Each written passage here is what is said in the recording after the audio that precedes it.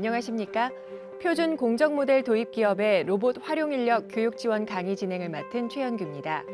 한국로봇산업진흥원은 국내 제조 로봇 산업의 선도적인 발전을 위해서 제조 로봇 선도 보급 실증 사업을 진행하고 있는데요. 이 프로젝트는 기계산업 제조 경쟁력 향상과 로봇의 혁신적인 활용을 촉진하기 위함입니다. 한국로봇사용자협회와 함께 표준 공정 모델 이러닝 콘텐츠를 제공해 교육의 접근성을 높이고자 노력하고 있습니다. 여러분께 한국식품연구원, 또 한국섬유기계융합연구원, 한국기계연구원, 한국자동차연구원, 한국전자기술연구원, 한국로봇융합연구원, 한국생산기술연구원이 개발한 로봇 활용 표준 공정 모델을 소개합니다.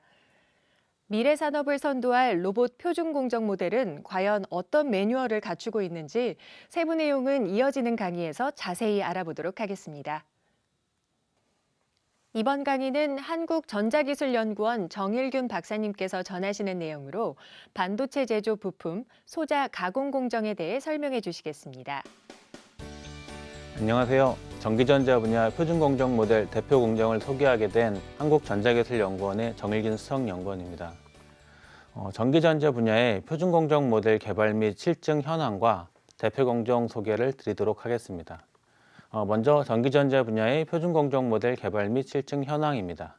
전기전자 분야는 많은 분들이 아시는 것처럼 단순 수작업 공정이 굉장히 많고요. 그리고 다품종을 생산하는 경우가 많습니다. 그리고 화학약품을 사용하다 보니까 위해한 공정들도 많이 생기게 됩니다. 그래서 이러한 부분들에 대해서 로봇을 도입하는 효과성, 필요성, 활용도 이런 다양한 부분들을 검토해서 전기전자 분야에 되게 많은 다양한 공정들이 있지만 그 중에서 로봇 도입이 필요한 공정들에 대해서 개발과 실증을 진행하고 있습니다. 2020년에는 PCB 기판 원판 자체를 제조하는 분야를 다뤘었고요. 그리고 2021년에는 PCB 원판에 SMT라는 규격 부품을 실장하고 그 이후에 수작업이 많이 들어가는 비규격 부품을 실장하고 이형 부품을 실장하고 그리고 검사하고 코팅을 하는 그러한 분야를 다뤘었고요. 그리고 2022년에는 그런 기판이 올라가는 IC 칩, 그러니까 반도체 제조 공정, 그리고 그 IC칩이 올라가서 완성된 기판을 기능 검사하고 포장하는 그런 제품화 과정에 대한 부분들을 다뤘습니다. 그리고 2023년 올해는 이제 전기 분야죠. 소형 전기 모터 제조 공정을 다루고 있습니다. 현재까지 개발하고 실증된 현황을 보면 20년에 개발된 모델에 대해서 21년에 AOI 검사 공정, 표면 처리 공정, 포장 공정에 대해서 실증을 진행했고요. 21년도 개발 모델인 이형 부품 실장 공정, 조립품 검사 공정, 코팅제 도포 공정을 실장을 했습니다. 그리고 2022년 개발 모델에 대해서 23년 현재 실증을 하고 있고 오늘 소개해드릴 대표 공정은 반도체 제조 분야의 부품 소자 가공 공정이 되겠습니다. 그래서 반도체 제조 분야의 대표 공정 소개를 지금부터 드리도록 하겠습니다. 반도체 제조를 이제 크게 보면 이제 웨이퍼 자체를 하는 프론트 엔드단은 사실 대형 노광 설비라든가 우리가 흔히 매체에서 접할 수 있는 아주 극소 초정밀 공정을 할 수 있는 그런 다양한 공정 설비와 인라인으로 되어 있기 때문에 저희가 다루는 부분은 이제 프론트 단을 지나서 이제 웨이퍼가 나오고 그 웨이퍼를 이제 가공해서 이제 칩화시키는 그런 패키징, 그다음에 검사 이런 수작업이 많이 들어가고 장비와 작업자가 함께 작업을 많이 하는 이제 그런 분야가 되겠습니다. 그래서 화면에 보시는 것처럼 대부분 이제 다양한 장비들이 있고 그 장비들을 이제 작업자가 매거진이라고 하죠. 매거진에 소자가 쭉 담겨져 있는 매거진을 장비에 투입하고 회수하는 절차를 거치게 되는데 반도체는 대량 생산하는 그런 특성이 있기 때문에 대부분 기업들에서 굉장히 장비를 보유하고 있는 숫자가 많습니다. 그래서 배출 투입, 그 다음에 이송까지 하나의 시스템에서 다 이루어져야 하는 이제 그러한 특성이 있습니다. 그래서 이런 로봇 그 시스템을 구성할 때 당연히 이동성을 확보하기 위한 이동 로봇, 그리고 작업성을 확보하기 위한 다관절 로봇으로 구성이 돼야 되고요. 그래서 이동형 머니플레이터 시스템으로 일단 구성을 하게 됩니다. 그리고 그 다관절 로봇에서 웨이퍼를 핸들링할 수 있는 그리퍼, 그리고 하나의 그 이런 그 이동형 로봇 시스템이 다양한 그 복수의 장비를 컨트롤할 수 있는 그 소프트웨어, 그다음에 시뮬레이션, 그다음 위치 보정, 이러한 그 기술들이 들어가서 이 모델을 구축하게 되겠습니다. 좀 자세하게 설명을 드리면, 일단 웨이퍼가 프론트 엔드 단자 가공에서 나오게 되면 그 웨이퍼를 보호하기 위해서 테이프를 이제 마운트를 하게 됩니다. 그래서 먼저 그 패턴이 그 인식되어 있는 부분에 대해서 테이핑을 하고, 그다음에 두께가 좀 두꺼운 경우가 많으니까 이제 그라인딩을 통해서 두께를 맞추고 후면에도 테이프를 붙입니다. 웨이퍼를 보호하기 위함이죠. 그리고 그 다음에 그 소우라고 되어 있는 공정은 저희가 이제 다이싱이라고도 많이 부릅니다. 그래서 그 하나의 웨이퍼에 그를 절단해서 이제 칩으로 다양한 그러니까 그 복수개의 그 칩을 제가 만들어내게 됩니다. 그래서 절단한 다음에 저희가 그 리드 프레임과 칩을 접착을 하게 되고, 그 다음에 이제 와이어 본드, 붉은색으로 하이라이트 되어 있는 와이어 본드로 해서 제가 와이어링을 통해서 전기를 흐를 수 있게 한다고 생각하시면 좀 쉬울 것 같습니다. 그리고 와이어 본드를 한 다음에 이제 저희가 흔히 그 제품에서 보는 그 검은색으로 플라스틱처럼 생긴 이제 그런 부분을 만들어내기 위해서 이제 몰드하고, 그 다음에 도금하고, 그 다음에 트리밍, 절단과 그 다음에 포밍, 모양을 갖춰서 저희가 흔히 그 시장에서 보는 그런 이제 IC 칩의 형태를 갖추게 됩니다. 여기서 이제 와이어 본딩 장비는 굉장히 보통 그 중소규모의 반도체 회사들에서도 굉장히 그 많은 수의 그 다량의 그 장비를 보유하고 있고, 그 장비를 여러 명의 작업자들이 운영하고 있습니다. 그래서 이 부분들을 그 이동형 그 머니플레이션 그 로봇 시스템을 도입을 해서 자동화와 그다음에 그 인력적인 그런 부분의 효율화를 이제 이뤄내는 게 그 공정 설계의 목적이 되겠습니다.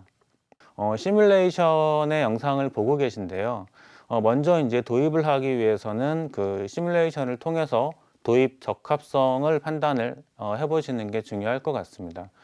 가상 공간에서는 저 와이어 본딩 장비를 무한정으로 확장할 수 있기 때문에 한 대의 모델을 만들어서 뭐 2대, 3대, 4대, 8대, 10대 이렇게 확장을 시키고, 그 장비마다 고유의 작업 시간이 있습니다. 그래서 그 고유의 작업 시간을 설정을 하신 다음에, 그 다음에 그 이동 로봇이 한 장비와 장비 사이를 이동하는 데 걸리는 시간, 그리고 그 보통 이제 투입과 배출이 따로따로 이루어지는 경우가 많은데요.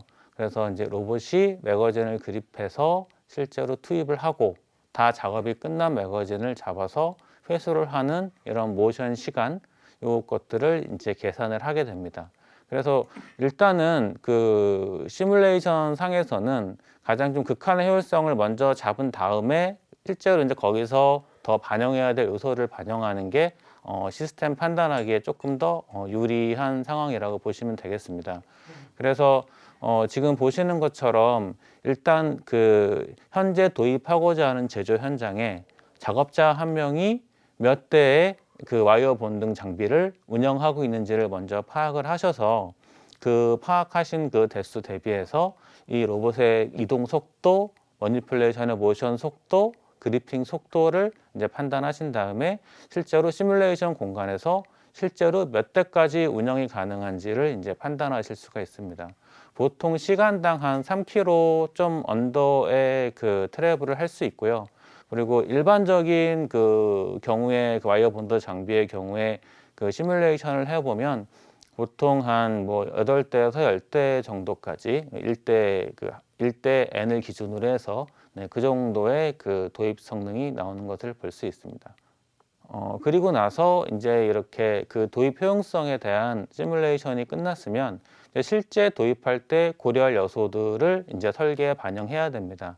그래서 그 부분을 테스트하기 위해서 저희 테스트 베드에서 현장에 그 테스트 가기 전에 한번 이제 테스트하는 그 영상을 보고 계신데요.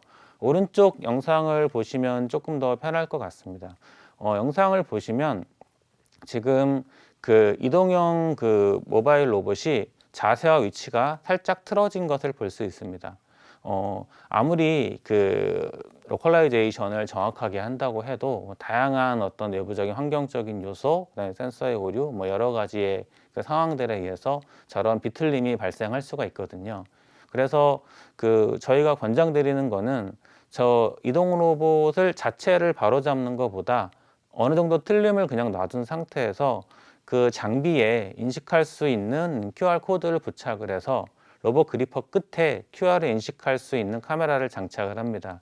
그래서 그 매거진을 그 투입하고 회수하기 전에 한 번씩 저 QR을 인식을 해서 현재 그 모바일이 틀어진다는 거는 그 다관절 로봇의 기본 레퍼런스 그 기준축이 틀어지는 것을 의미하기 때문에 기준축이 얼마나 틀어져 있는지 현재 그 거꾸로 기준축의 그 틀어짐을 예상을 하고 거기에 맞춰서 모션을 이제 보정을 해주게 됩니다. 그래서 첫 번째는 반드시 이런 보정 과정이 필요하기 때문에 QR을 장비에 붙여서 로봇 핸드 끝에서 사용하시면 조금 더 정확한 그 그리핑을 얻어내실 수 있습니다. 가장 그 피하고 싶은 부분들은 저런 그 중심축이 흔들리면서 이제 모션 보정을 잘 하지 못해서 매거진을 떨어뜨리거나 아니면 그리핑하는 과정에서 걸리거나 아니면 안착하는 과정에서 정확하게 안착하지 못하는 일을 예방하기 위해서 QR로 한 번씩 그 틀어진 위치를 보정하고 모션을 보정해 주는 게 필요합니다. 그리고 또 한 가지 고려될 요소는 그 빛에 따라서 이제 유지보수는 아무래도 코팅된 QR이 편한데요. 빛에 따라서 빛 반사 때문에 코팅된 그 QR을 사용하지 못하는 작업장도 있을 수 있습니다. 테스트 해보면 그런 데도 꽤 발생을 하고 있고요. 그래서 그때는 좀 이제 매트한 그런 재질의 그런 그 인쇄를 통해서 이제 QR을 만드시면 빛의 영향에 크게 영향받지 않고 보정을 해나가실 수 있습니다. 그리고 두 번째 고려하실 요소는 또 대부분 장비와 장비 사이가 굉장히 협소합니다. 보통 90cm에서 1m 정도를 그 확보를 해야 되는데요. 이제 장비를 추가하다 보면 실제 현장에는 그 모바일 한 대가 간신히 지나갈 만한 수준의 공간을 가진 데도 많거든요. 그래서 지금 화면에서 보시는 것처럼 다소 모션이 좀 부자연스럽게 보이더라도 그 모바일 폭에서 그 장비 쪽으로는 괜찮은데 장비 반대편으로 그 로봇의 작동 범위가 넘어오지 않도록 그 로봇의 첫 번째 축을 그 가급적이면 모바일에 그 많이 벗어나지 않게 고정을 시키고 그리고 모션을 주는 게 좋습니다. 실제로 이제 그 모션이 너무 크게 되면 이제 주변의 그 복도 그 통로 주위의 설비나 아니면 장비를 또 이제 건드는 그 일이 발생할 수도 있어서 로봇의 모션이 다소 그 부자연스러운 것 같더라도 가급적이면 그 모바일 로봇의 그 폭을 벗어나지 않는 모션을 해 주시는 게 중요하고요. 아까 이전 장에서 설명드렸던 것처럼 이제 실제 로봇을 혼합 현실을 이제 그 하면 제일 좋은데요.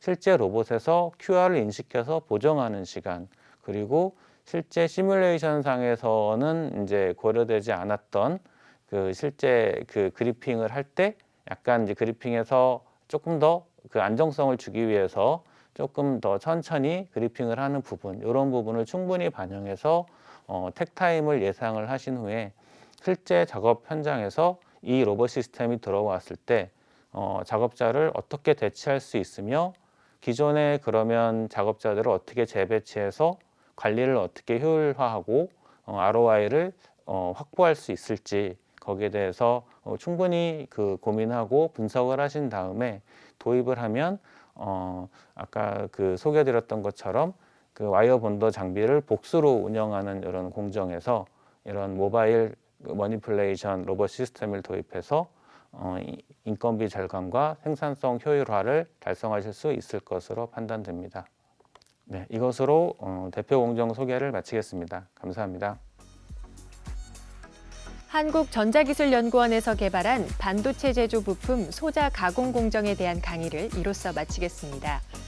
로봇 도입을 통한 작업 환경 개선은 유해 환경으로부터 작업자를 보호하고 더 높은 품질과 높은 생산성을 이끌어낼 것으로 기대됩니다.